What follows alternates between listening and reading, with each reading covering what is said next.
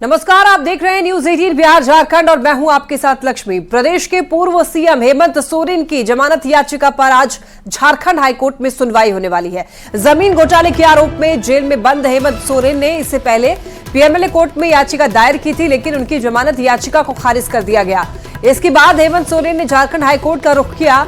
अब आज पूर्व सीएम को जमानत मिलती है या नहीं, ये देखने वाली बात होगी। बता दें आपको कि 10 जून को भी हाईकोर्ट में इस मामले पर सुनवाई हुई थी। उस दिन कल्पना सोरेन भी हाईकोर्ट पहुंची थी। आपको बता दें, इस मामले को लेकर के लगातार कोर्ट की तरफ से निराशा हाथ लग रही है हेमंत सोरेन को।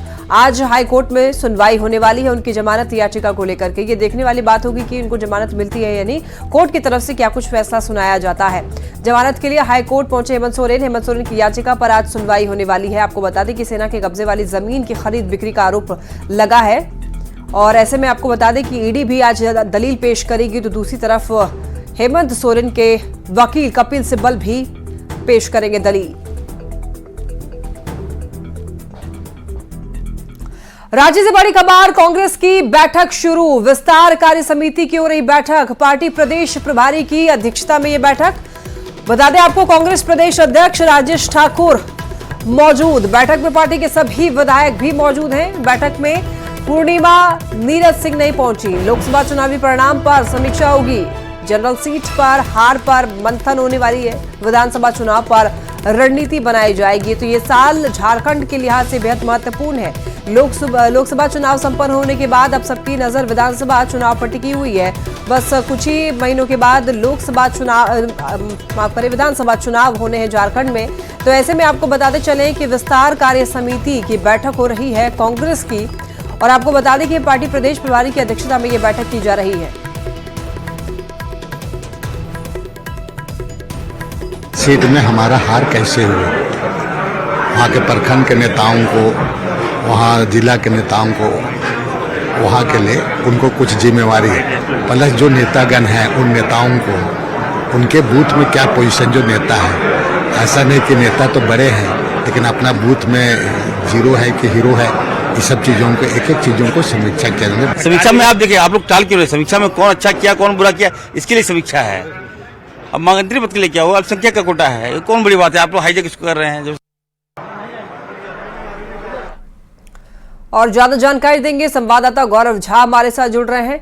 गौरव, देखिए, कांग्रेस की बैठक शुरू हो गई है। विस्तार कार्य समिति की बैठक हो रही है। किन किन मुद्दों पर यह बैठक की जा रही है, किस मायने में यह बैठक महत्वपूर्ण है?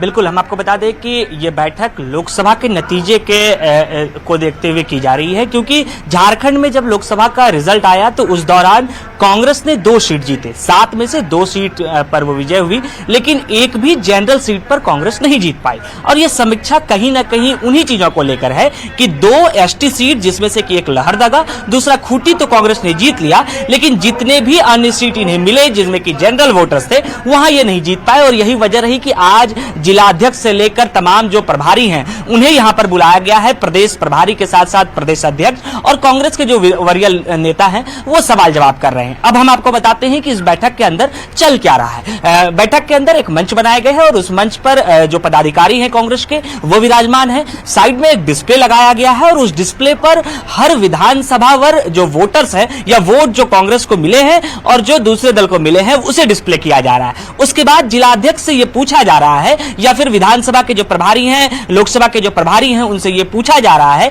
कि आखिर आप इस विधानसभा में कैसे फिसडी हो गए। अगर हम एग्जांपल के तौर पर देखें तो जब पलामू से इन तमाम चीजों को लेकर बातचीत हो रही थी कि तो पलामू के नेताओं ने यह कहा कि राजद के साथ सही से समन्वय नहीं बन पाया, इस वजह से राजद वो सीट हार गई और समय भी कम मिला था। दूसरी ओर जब देवघर के जिला अध्यक्ष को खड़ा कर अधिकारी पूछ रहे थे कि आपके साथ क्या परेशानी आई, क्यों आप देवघर से यानी गोड्डा के सीट को हार गए, तो उन्होंने बताया कि हमारे पास 2 विधानसभा थे, एक विधानसभा में हम लीड किए, एक विधानसभा में हम पीछे रह गए। पीछे रहने की वजह बताते हुए उन्होंने कहा कि जो विपक्षी दल थे यानी जो जीतने वाले दल थे उन्होंने धन बल का प्रयोग किया, हमारे पास धन बल नहीं थे, इस वजह से हार गए। हालांकि ये तमाम जो कांग्रेस के लीडर्स हैं वो अपनी अपनी तरफ से अपनी अपनी परेशानी रख रहे हैं। इस बैठक के बाद एक महत्वपूर्ण निर्णय यह भी होना है कि सभी विधायक एक बार फिर से बैठक करेंगे और झारखंड में विधायक दल का नेता भी चुना जाना है। अब सवाल यह होता है कि विधायक दल के नेता में कौन कौन शामिल हो सकते हैं। 3 संभावित नाम अब तक जो सामने आए हैं, उनमें से रामेश्वर उरांव का नाम, रामचंद्र सिंह का नाम और बन्ना गुप्ता का नाम, ये तीनों के नाम अब तक चल रहे हैं। लेकिन कयास ये लगाए जा रहे हैं, कुछ सूत्र ये बताते हैं कि संभवतः रामेश्वर उरांव के नाम पर मुहर लग सकती है, क्योंकि वो आदिवासी कोटे से भी आते हैं और कांग्रेस के सीनियर लीडर्स भी हैं। हालांकि इस बैठक में उस पर निर्णय नहीं लेना है, लेकिन इसके बाद जब वो बैठक होगी तो वहां से, क्योंकि लोकसभा का चुनाव अब झारखंड में खत्म हुआ, लेकिन विधानसभा का चुनाव नजदीक है। विधानसभा के मद्देनजर कांग्रेस अपनी तैयारी कर रही है कि कैसे जनरल सीटों पर जीता जाए और जातीय समीकरण को साधते हुए कैसे विधानसभा में बेहतर किया जाए, इसकी यह समीक्षा है। इस वजह से जब हमारी बात कार्यकारी अध्यक्ष बंधु तिर्की से हो रही थी, तो बंधु तिर्की ने कहा कि इस बैठक के माध्यम से हम जनरल सीटों को साधने का प्रयास करेंगे, क्योंकि एसटी सीटों पर हमने बेहतर किया है। इसके साथ साथ जो तमाम अधिकारी अंदर बैठे हैं, उनसे भी जब हमारी बातचीत हुई तो उन्होंने कहा कि हर विधानसभा वर जो समीक्षा है वो की जाएगी, और सबसे बड़ी बात यह होगी कि अगर कुछ सीटों पर बात करें तो कुछ ऐसे सीनियर लीडर्स ये बैठक जाहिर तौर पर बेहद ही महत्वपूर्ण माना जा रहा है। फिलहाल आपको बहुत शुक्रिया तमाम जानकारियों के लिए। रांची से बड़ी खबर, सीएम चंपाई सोरेन समीक्षा बैठक कर रहे हैं। 16 विभागों के मुख्य सचिव के साथ ये बैठक हो रही है। बैठक में मंत्री मिथिलेश ठाकुर भी मौजूद हैं। कई विभागों की योजनाओं की समीक्षा ले रहे हैं। योजनाओं पर अधिकारियों से राय भी मांगी गई है। तो आपको बता दें कि झारखंड के सीएम चंपाई सोरेन काफी एक्टिव दिख रहे हैं और समीक्षा बैठक कर रहे हैं। बता दें 16 विभाग के मुख्य सचिव के साथ बैठक कर रहे हैं। तो आपको बता दें कि सीएम चंपाई सोरेन 2 दिनों तक विभागवार बैठक कर रहे हैं। कल भी इन्होंने बैठक की थी और आज भी समीक्षा बैठक कर रहे हैं। आज 16 विभागों के मुख्य सचिव के साथ बैठक कर रहे हैं सीएम चंपाई सोरेन। इस बैठक में मंत्री मिथिलेश ठाकुर भी मौजूद हैं और कई विभागों की योजनाओं की समीक्षा ले रहे हैं। योजनाओं पर अधिकारियों से राय भी मांगी गई है। मुख्यमंत्री चंपाई सोरेन ने सभी मंत्री और अधिकारियों के साथ समीक्षा बैठक की और बैठक में मुख्यमंत्री ने सभी जिला अधिकारी और एसपी को अवैध खनन को लेकर के कार्रवाई करने का निर्देश दिया। इस मामले पर बीजेपी नेता प्रदीप कुमार ने तंज कसते हुए कहा कि सीएम को 4.5 साल बाद समझ आया है कि राज्य में इल्लीगल माइनिंग हो रही है। मुख्यमंत्री ने सभी जिलाधिकारियों को और वरिष्ठ पदाधिकारियों को निर्देश दिया है कि राज्य में जो इल्लीगल माइनिंग हो रही है, चाहे बालू की, कोयले की, खनिज पदार्थों की, उसको रोका जाए। इससे राज्य की बदनामी होती है। 4.5 साल बीत गया है, तब इनको याद आ रहा है कि राज्य की बदनामी हो रही है इल्लीगल माइनिंग की वजह से और उन चोरों की वजह से जिनको झारखंड मुक्ति मोर्चा कांग्रेस गठबंधन का समर्थन मिला हुआ है। एक मुख्यमंत्री यही करते करते जेल की यात्रा पर है। धनबाद से एक बड़ी खबर, नाबालिग के साथ गैंगरेप की वारदात। 7 दोस्तों ने मिलकर गैंगरेप किया है। आपको बता दें कि आरोपियों ने पीड़िता का वीडियो भी बनाया है। शोर मचाने पर आरोपी फरार हो गए हैं। पुलिस ने 4 आरोपियों को हालांकि गिरफ्तार कर लिया है। धनसार थाना क्षेत्र की यह वारदात बताई जा रही है। सीडब्ल्यूसी ने भी इस मामले में संज्ञान लिया है। तो देखिए, बता दें आपको कि गैंगरेप की वारदात को 7 दोस्तों ने ही मिलकर अंजाम दिया है। आरोपियों ने पीड़िता का वीडियो भी बनाया है। शोर मचाने पर आरोपी वहां से फरार हो गए हैं। धनबाद से खबर सामने आ रही है। और गढ़वा से एक बड़ी खबर, घूस लेते हुए रंगे हाथों गिरफ्तार हुआ है जेई। चिनिया प्रखंड का जेई अनुज कुमार रवि गिरफ्तार हो गया है। एमबी बुक करने के एवज में रिश्वत मांगी थी। पलामू एसीबी की टीम ने यह कार्रवाई की है। आपको बता दें कि आरोपी को उसके आवास से ही गिरफ्तार किया गया है, वो भी रंगे हाथों। तो रंगे हाथों घूस लेते हुए पकड़ा गया है जेई अनुज कुमार। चिनिया प्रखंड का जेई है। एमबी बुक करने के एवज में घूस मांगा था। अब पूछताछ की जा रही है। कि अनुज कुमार रवि सहायक अभियंता हैं। वो मनरेगा के योजना में वादी से 5,000 रुपये घूस की मांग कर रहे हैं। उसका सत्यापन कराया गया। सत्यापन में पुष्टि हुई। आज हम लोगों ने उन्हें घूस लेते हुए रंगे हाथ गिरफ्तार किया है और आगे की कार्रवाई अभी चल रही है। झारखंड विधानसभा चुनाव को लेकर के अब बयानबाजी का दौर तेज हो चला है। लोकसभा चुनाव के बाद एनडीए भी फूंक फूंक कर रणनीति बनाने में जुट गई है। बीजेपी के सामने सबसे बड़ी चुनौती आदिवासी वोटर्स को अपने साथ मजबूती के साथ जोड़ने की है। और इसी को लेकर न्यूज 18 से खास बातचीत में नेता प्रतिपक्ष अमर बावरी ने क्या कुछ कहा है, देखिए। हमारे साथ यहाँ से नेता प्रतिपक्ष जो है अमर बावरी जी, मुझसे जानेंगे कि अब तो लोकसभा चुनाव की आपाधापी खत्म, विधानसभा चुनाव की बात करें तो एनडीए का परफॉर्मेंस बहुत बेहतर झारखंड में नहीं रहा है। तो ऐसे में झारखंड विधानसभा चुनाव में ऐसा क्या नया होगा कि जो आप लोग की सरकार जो बनती हुई है, जो आप लोग दावा कर रहे हैं? पिछले 5 सालों से, लगभग 5 सालों से जो सरकार अभी चल रही है, जेएमएम के नेतृत्व में कांग्रेस, जेएमएम और आरजेडी, ये पूरी तरह से भ्रष्टाचार और युवाओं को ठगने वाली सरकार रही है। लोकसभा चूंकि केंद्र के स्तर पर और देश के स्तर पर लड़ी जाती है और मुद्दे भी वहीं के होते हैं, फिर भी हम लोग ने 14 में 9 सीटें जीती है। विधानसभा के अंदर पूरी तरह से स्थानीय मुद्दे हावी रहेंगे, जिसमें युवाओं के भविष्य को लेकर के जो 5 लाख प्रतिवर्ष रोजगार देने का वायदा था, 5,000 7,000 बेरोजगारी भत्ता था, महिला और युवाओं की सुरक्षा था, ये सारी चीजें ध्वस्त हो चुकी है। भ्रष्टाचार ऐसा है कि भ्रष्टाचार करने वाले लोग आज मंत्रिमंडल के सहयोगी या मंत्रिमंडल के लोग भी अंदर हैं। लेकिन कल्पना सोरेन का चेहरा एक कहते हैं स्वीकार कर लिया गया, बड़ा चेहरा बन चुका है, कैसे निपटेंगे आप लोग उस चेहरे से? देखिए, वो पिछले बार 2019 में 2 सीटें जीते थे, इस बार 5 सीटें जीते हैं। आप कहेंगे कि भी कोई चेहरा या कोई मोहरा, ये जनता है और जनता जो है बड़े सोच विचार करने के बाद अपना निर्णय देती है। इस बार इस भ्रष्टाचारी सरकार को, युवा विरोधी, दलित विरोधी, आदिवासी विरोधी सरकार को उखाड़ फेंकने के लिए पूरे झारखंड की जनता तैयार है। कैमरामैन संजीव तिवारी के साथ संजय कुमार सिन्हा, न्यूज 18 रांची। और रांची से एक बड़ी खबर, पॉलू सुरीन मामले में झारखंड हाईकोर्ट में सुनवाई हुई।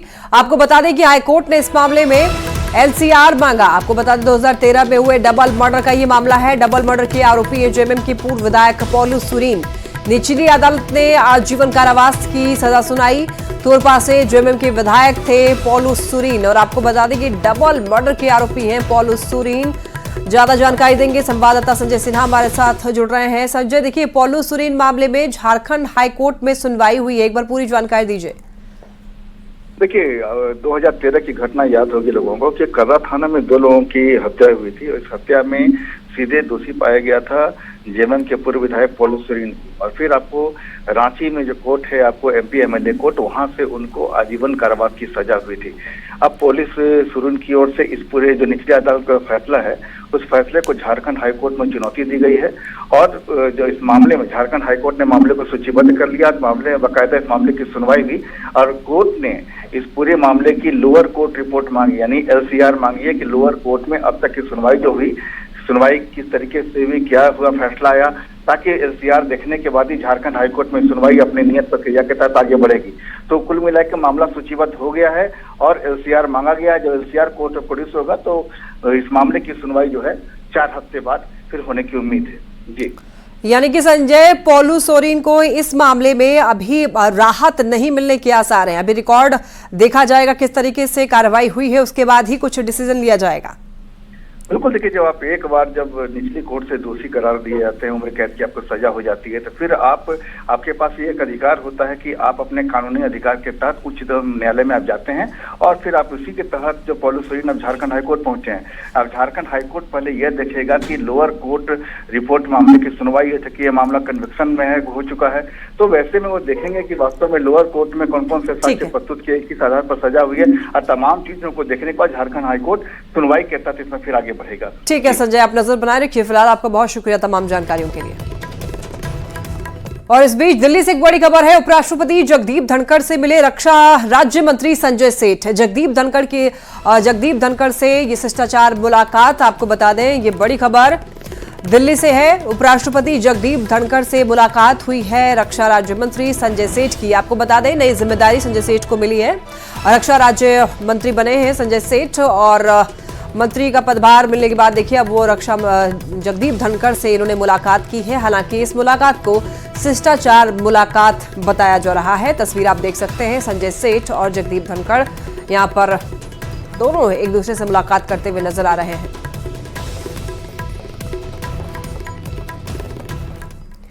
दुमका में ट्रेलर को रोककर रंगदारी मांगना 2 युवकों को महंगा पड़ गया। पीड़ित चालक सुधीर सिंह ने बताया कि अपाची सवार 2 युवकों ने बकरी मारने का आरोप लगाते हुए ट्रेलर का पीछा किया और जंगल के पास ट्रेलर को रोककर चालक को जमकर पीटा। दोनों युवक बकरी मारने का आरोप लगाते हुए 20,000 रुपए की मांग करने लगे, लेकिन मौके पर ग्रामीणों ने दोनों युवकों को पकड़ा और मसलिया पुलिस के हवाले कर दिया। मार खा तो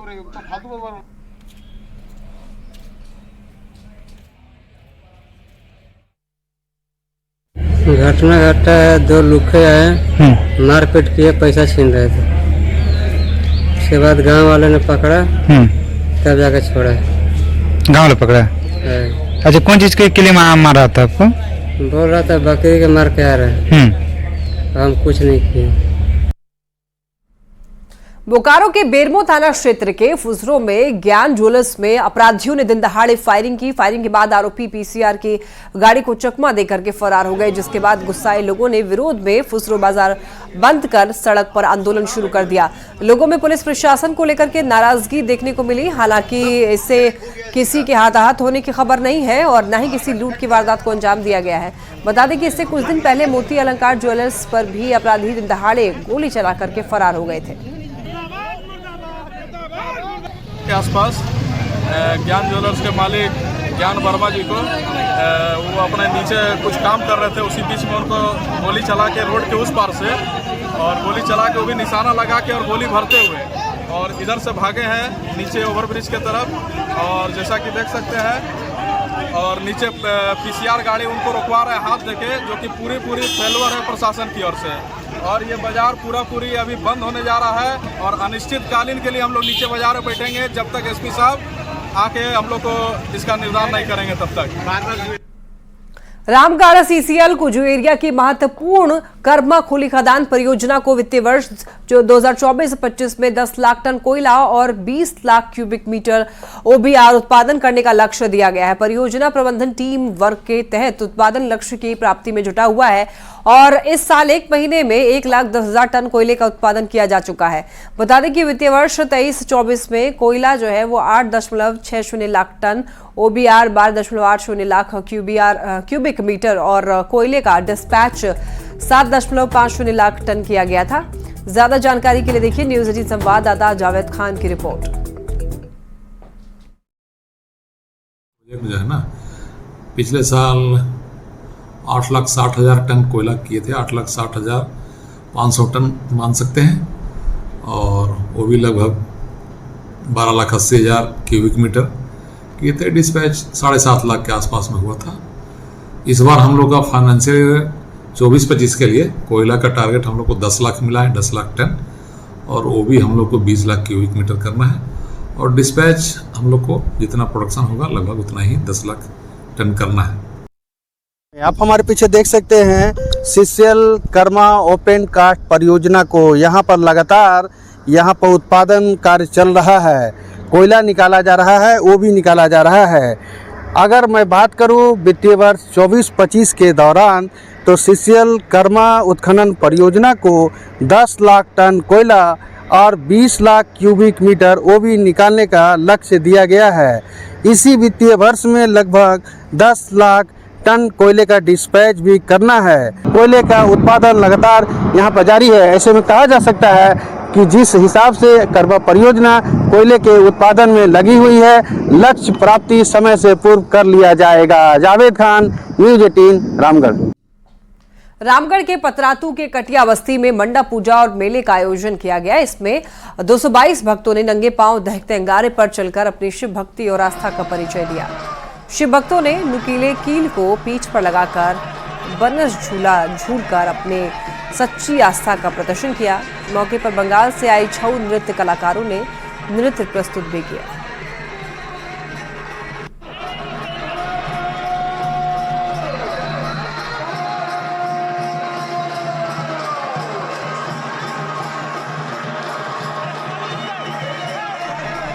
तो देखिए यहाँ पर दहकते अंगारे पर नंगे पांव भक्त चले हैं, अपनी आस्था का इन्होंने परिचय दिया है। छऊ नृत्य कलाकारों ने नृत्य भी प्रस्तुत किया है। बंगाल से आए ये लोग, आपको बता दें कि नृत्य कलाकारों ने नृत्य प्रस्तुत किया है। तस्वीरों में आप साफ तौर पर देख सकते हैं। और इसी के साथ इस बुलेटिन में इतना ही। एक नजर डालते हैं सुर्खियों पर।